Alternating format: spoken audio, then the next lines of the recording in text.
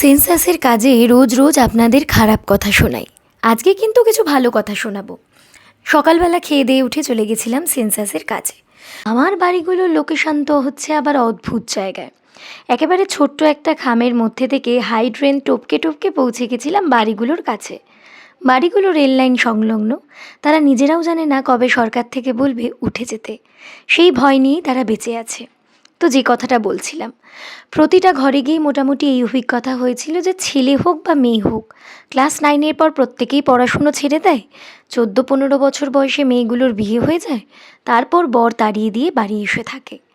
তো এবার একটি বাড়িতে গিয়ে পৌঁছালাম, যেখানে যখন তার মাকে জিজ্ঞাসা করলাম যে আপনার ছেলে কি করে। বলতে পারেন এটা তো জিজ্ঞাসা করার প্রয়োজন নেই, তবুও আমি জিজ্ঞাসা করি ঠিক কতজন পড়াশুনো করছে এটা জানার জন্য। এটা জানতে আমার ভালো লাগে। তো তার মা বলে যে আমার ছেলে রাত্রিবেলা কাজ করে আর সকালবেলা কলেজে যায়। শুনেই না আমার মনটা ভীষণ খুশি হয়ে ওঠে। আমি আবার ঘুরিয়ে প্রশ্ন করি, আপনার ছেলে কি পড়ে? সে বলল, আমার ছেলে বিকম পাশ করেছে। আমি আরও আনন্দিত হই। আরেকটু উৎসাহে প্রশ্ন করি যে বিকম পাশ করেছে, আচ্ছা রেজাল্ট কেমন ছিল? না উচ্চ মাধ্যমিকেও ফার্স্ট ডিভিশন পেয়েছে, তার সঙ্গে কমার্সে তার লেটার ছিল। তারপর মাটা কেঁদে ফেলে, বলে তার স্বামী ছিল হাই স্কুলের মাস্টারমশাই।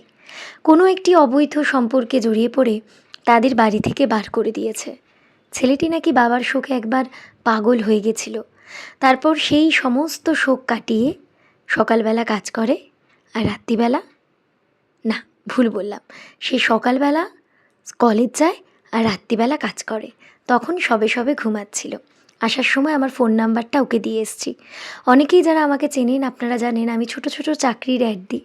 এরকম একটা ছেলেকে যদি আমি সত্যি কিছু ব্যবস্থা করতে পারি না, আমার ভীষণ ভালো লাগবে।